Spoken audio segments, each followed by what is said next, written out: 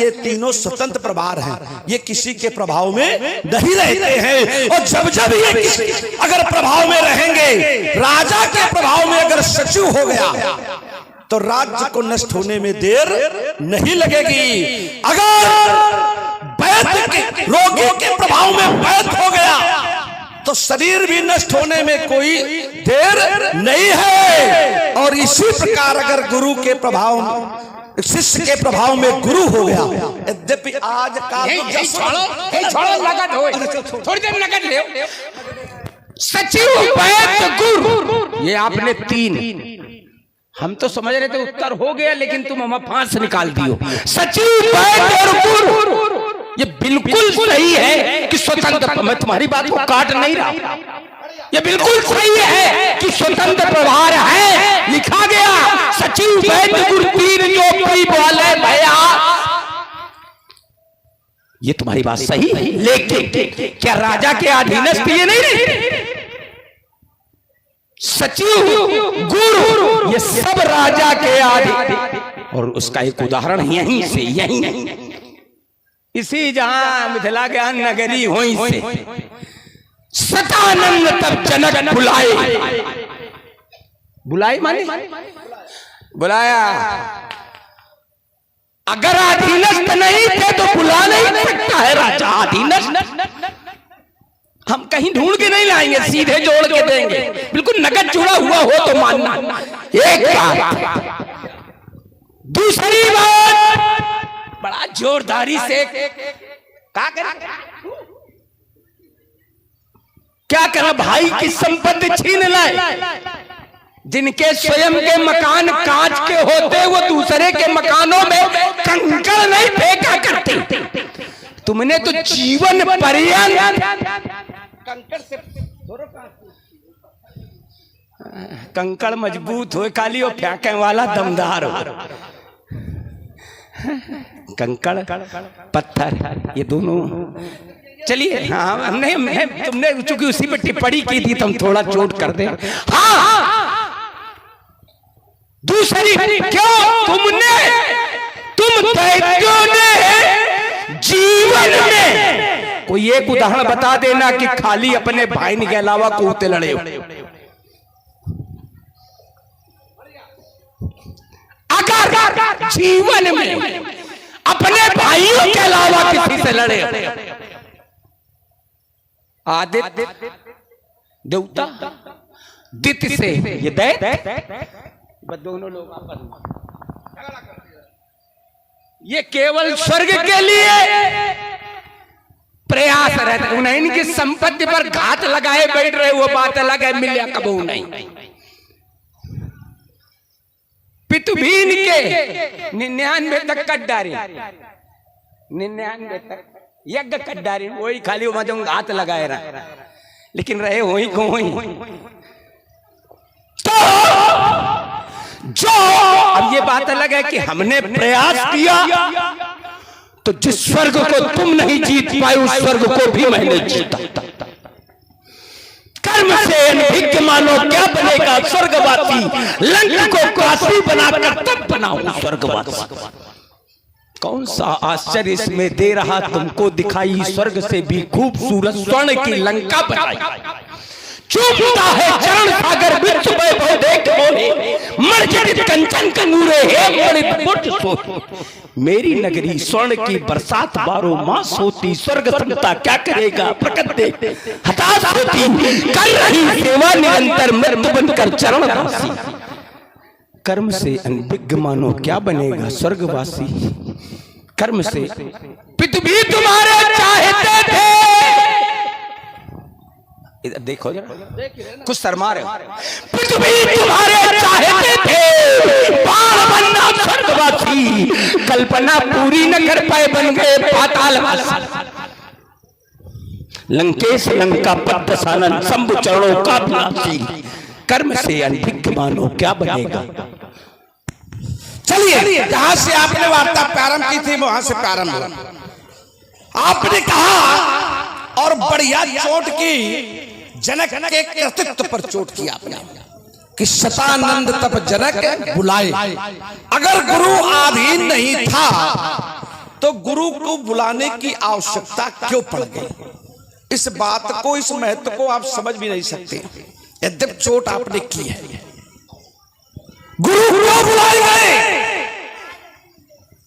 क्योंकि उन्हें एक विशेष व्यक्ति को बुलाने के लिए या एक विशेष व्यक्ति को आमंत्रित करना था। आप एक प्रश्न खड़ा कर सकते हैं कि वहां पर गुरु के पार राजा जनक जा भी सकते थे, ये प्रश्न खड़ा कर सकते हैं। क्योंकि जब जब राजा के सामने कोई समस्या आई है तो अपनी समस्या के समाधान के लिए गुरुजन के पास गया है, समस्या के समाधान के लिए गुरुजन के पास गया है। यहां कोई राजा के सामने समस्या नहीं थी, यहां कोई राजा के सामने समस्या नहीं थी। एक द्वितीय विधाता, श्रेष्ठ के द्वितीय निर्माता, महान ज्ञानी को बुलाना था। इस वजह से उन्होंने अपने कुल गुरु शतानंद जी को बुलाया और उन्हें उनके पास भेजा। इससे ये सिद्ध नहीं होता है कि गुरु का अधिकार कम हो गया और राजा का अधिकार बढ़ा हो गया। अब आइए, अब दोनों को जरा मैं जोड़ रहा हूं। शतानंद क्या है? ब्राह्मण। राजा कोई भी हो, जब क्षत्रिय है, जनक क्षत्रिय राजा है, कोई भी राजा हो, राजा को कहा जाता है सर्वदेवमय, ठीक है ना? बिल्कुल स्वीकार। राजा सर्वदेवमय है और ब्राह्मण सर्ववेदमय है। बढ़िया, ठीक है ना? साधुवाद। आपने जो एक क्रम बनाया कि गुरु को बुलाया गया, तो क्या बुलाने से वेद में व्यक्तित्व का अस्तित्व कम हो गया? क्या बुलाने से देव में व्यक्ति का व्यक्तित्व बढ़ गया? तो उत्तर मिलेगा नहीं। देव में से वेद में सदैव श्रेष्ठ है, सदैव श्रेष्ठ रहेगा और इसे कोई काट भी नहीं सकता है कि ब्राह्मण वेदमय है और वो श्रेष्ठ है और श्रेष्ठ रहेंगे। भले राजा ने बुलाया लेकिन उनके अस्तित्व पर कोई चोट नहीं आई। आपने एक बात रखी, तुम जीवन भर भाइयों से लड़ते रहे ईमानदारी से। इतना ईमानदार नहीं मिलेगा कोई, दोनों हाथ उठा कर। अब आइए, लेकिन के बगैर तो काम है नहीं बनना है, तो बात खत्म, तो स्वीकार कर लिए। लेकिन आइए, लड़ाई हुई क्यों भाई? लड़ाई हुई क्योंकि हम कश्यप की बड़ी संतान थे।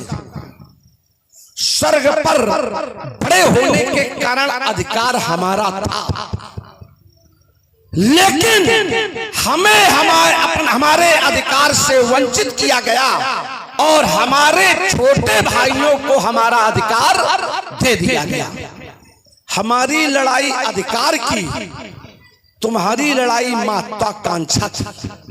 अधिकार के लिए अगर कोई व्यक्ति लड़े तो मैं कहता हूं उसे 100 बार लड़ना चाहिए, लेकिन तुमने जो लड़ाई लड़ी है अपनी महत्वाकांक्षा की पूर्ति के लिए लड़ाई लड़ी है, और अगर महत्वाकांक्षा की पूर्ति के लिए लड़ाई लड़ी जा रही है तो ये समाज के अनुकूल नहीं है। वो अधिकार के लिए अगर लड़ा जा रहा है तो ये समाज के अनुकूल है।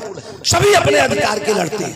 हाँ सज्जनों, ध्यान दें, साकेत धाम के महान बाबा सूरजादास जी महाराज आपके द्वारा 11 मुद्राएं, मुरारी शरण दीक्षित डॉक्टर पप्पू वाजपेयी के दामाद हैं, आपकी ओर से 21 मुद्राएं श्रीमान राकेश मिश्रा प्रदेश उपाध्यक्ष उत्तर प्रदेश माध्यमिक शिक्षक संघ 100 मुद्राएं रावण जी के लिए, 100 मुद्राएं वाणासुर जी के लिए दे रहे हैं।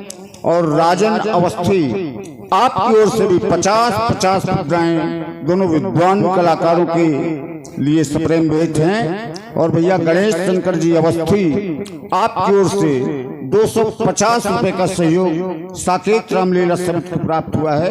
सभी सज्जनों को बहुत बहुत हार्दिक शुभकामनाएं।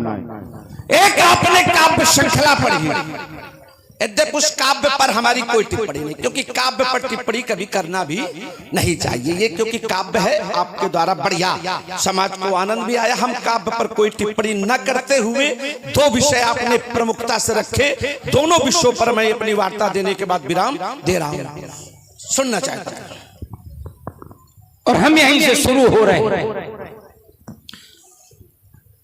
अधिकार के लिए लड़ना चाहिए,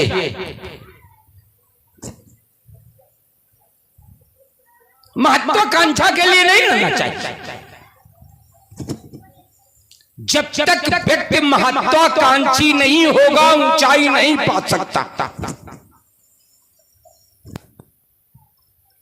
भाई बहुत साधारण, मैं इधर उधर से बात नहीं बोलूंगा, सीधे जोड़ के बोला। यदि व्यक्ति महत्वाकांक्षी नहीं होगा तो ऊंचाई नहीं पा सकता। इसीलिए लिखा गया, मैं प्रमाणित बात बोल रहा हूं, इसीलिए लिखा गया असंतुष्ट तुझा नाता। ये केवल ब्राह्मणों के लिए है कि वो महत्वाकांक्षी न हो, वो जो मिल जाए उसी में संतोष करे। 5 घर में मांग ले, भोजन मिल जाए, न मिल जाए तो भूखा सो जाए। ये केवल ब्राह्मणों के लिए। असंतुष्ट संतुष्ट। अगर राजा संतोषी है तो नष्ट हो जाए। राजा को महत्वाकांक्षी होना, कोई बात ऐसे नहीं बोलूंगा, प्रमाणित बोलूंगा। नहीं देखो आपने जबरदस्ती लगा, हमने प्रमाणित बात बोली, कोई ऐसे थोड़ा बोली, ऐसे काटना हम स्वीकार कर लेंगे दोनों। चलिए एक बात, तुम कह रहे हो कि हम बड़े थे तो स्वर्ग हमें मिलना चाहिए। चलो ये देवता हमें आए तो सोचत रहन को, अब तो तुम देवतन के पच्च मारा, अब देवतन के विरोधों में आ गए, हमें मिलो चाहिए। ये लोग ले ली नहीं देखे मारे हम लड़ी रह रहा। अर्थात ये देवता गलत कर रहे थे, ये देवता गलत कर रहे थे। देवता के सहयोगी राजा जनक गलत कर रहे, गलत का जो साथ दे वो गलत, देवता गलत कर रहे थे। ये बात तो निकल के अब आई, तुमने स्वीकारा कि देवता गलत कर रहे थे, जबकि उनका स्वर्ग पे कोई अधिकार नहीं था। नहीं, जिस समय बंटवारा हुआ अपवर्ग, तब स्वर्ग नाम नहीं था, अपवर्ग। ये इसलिए हमें तुम अच्छे लगते हो। जहां हम चोट करते हैं तुम वहां खड़े मिलते हो। हाथ में खंजर नहीं, आंखों में पानी चाहिए। ए बाबा, दुश्मन भी खानदानी चाहिए, दुश्मन भी खानदानी चाहिए। ये बात अच्छी लगी कि अपवर्ग और इलाहाबाद की लड़ाई, बस इसके लिए लड़ते रहे, न कोनो स्वर्ग न कोनो नरक। अपवर्ग और इलाहाबाद जो दोनों को बांट दिया। ये चाहते थे कि हमें अपवर्ग मिल जाए, वो चाहते थे कि ना हम जहां वहीं। लड़ते किससे रहे? भाई। बात हमारा आरोप बिल्कुल शुद्ध। हाँ नहीं, अपने क्रम में जो कुछ भी है क्रम से बोलना, कुछ अलग से नहीं। कोई बात हमारी जबरदस्ती की नहीं होगी, क्रम से होगी। लेकिन हमारी बात जहां की तहां, जो बात एक बहुत महत्वपूर्ण कही थी। अब आइए एक बढ़िया बात चूंकि आपके द्वारा लाई गई थी, सार गर्भित है। राजा सर्वदेवमय है, देव, राजा सर्वदेवमय और ब्राह्मण सर्ववेदमय। तो वेदों में स्तुति किसकी है? वेदों में स्तुति किसकी? देवताओं की। अर्थात ये ब्राह्मण किसकी प्रशस्ति गाते हैं, किसकी स्तुति करते हैं? देवताओं की। और वो देवता किसमें है? राजा में। इसीलिए राजा के सभी अधीन, सभी यही मूल है और यही आधार। अल्प विराम बड़ी चतुराई और सावधानी से आज खेल रहे हो, क्योंकि जान रहे हो कि अगर आप सावधानी हटी। भाई देखो, तुम्हारे और एक और है तुम्हारा जैसा रूप वाला, तुम दोनों जब होते हो तो मैं सावधानी से ही खेलते हैं, बाकी सब होते हैं। लेकिन ज्यादा सावधानी में भी कभी कभी यह सावधानी हो जाती है की चिंता नहीं। हाँ देखो, जैसे हो गई, कैसे हो गई? आपने कहा कि ब्राह्मण को संतोषी होना चाहिए और राजा को महत्वाकांक्षी होना चाहिए। तो जिस समय आपने यक्षों पर आक्रमण किया था, लंका पर आक्रमण किया था, तो क्या आप उस समय राजा थे? तो फिर सिद्धांत तो ये लागू यहां हुआ नहीं जो तुमने सिद्धांत पढ़ा, फिर कहां लागू हो रहा है सिद्धांत? भाई ये नियमावली तो राजा के लिए है, ब्राह्मण के लिए आपने नियमावली बताई कि राजा का ये गुण होना चाहिए कि उसे महत्वाकांक्षी होना चाहिए, क्योंकि राज्य का वो विस्तार करे। एक ब्राह्मण को संतोषी होना चाहिए। तो आप दोनों स्थितियों में इस सिद्धांत के अनुरूप हो गए। अगर मैं आपके कुलवंश से आपका परिचय जानूं तो यही बताया जाएगा कि उत्तम कुल पुलस्त का नाती, तुम उत्तम कुल के हो, पुलस्त के नाती हो, ब्राह्मण हो, और ब्राह्मण होने का तुम्हें संतोषी होना चाहिए, लेकिन तुम संतोषी भी नहीं बन पाए। अगर तुमको ये सिद्धांत तुम रहे हो कि राजा महत्वाकांक्षी होता है, उसे राज्य का विस्तार करना चाहिए, तो जिस समय तुमने यक्षों पर आक्रमण किया तो उस समय तुम कहीं भी किसी भी राज्य के राजा भी नहीं थे। ये सिद्धांत तुम्हारा यहाँ पर उपयुक्त नहीं बैठ रहा, जिस सिद्धांत को तुमने लाके खड़ा किया। हाँ, आप एक बात आपने बहुत अच्छी कही, अपवर्त और इलावर्त। अपवर्त देवताओं को दिया गया, इलावर्त का अभिप्राय पाताल से नहीं है, इलावर्त का मतलब है पृथ्वी से। ये दैत्यों को दिया गया। दोनों में विवाद इसी विषय को लेकर के हुआ। एक बड़ी चतुराई से खेले। इधर देखो,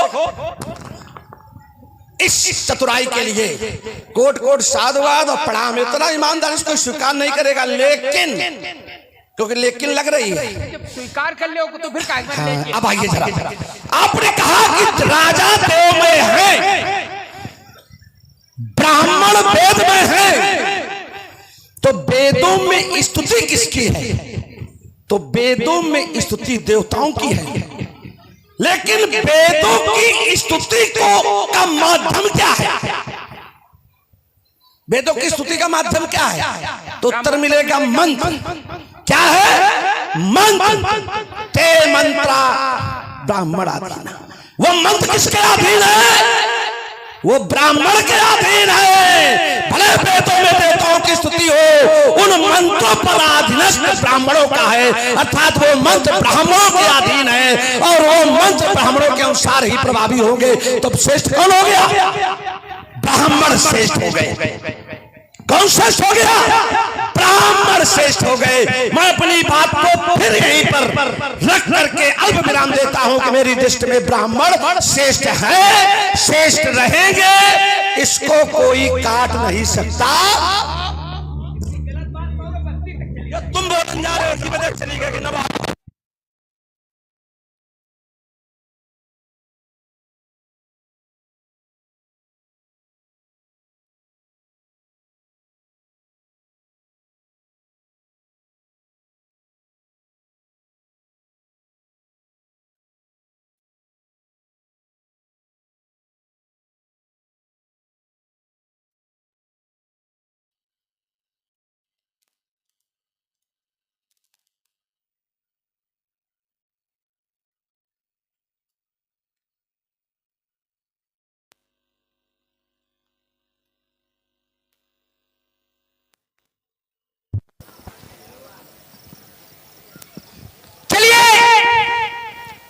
मैं सीधे शब्द से जोड़ रहा हूं। बहुत बढ़िया बात दी है। मैं कभी कभी ये अच्छी बातें आती हैं। आज स्वतंत्र आओ, या को दाएं न मना करें, चाहे सवेर कर दे।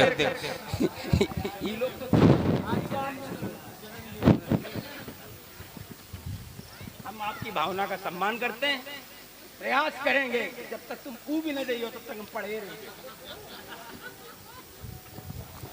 चलिए, मैं तुम्हारी बात से ही जुड़ रहा हूं।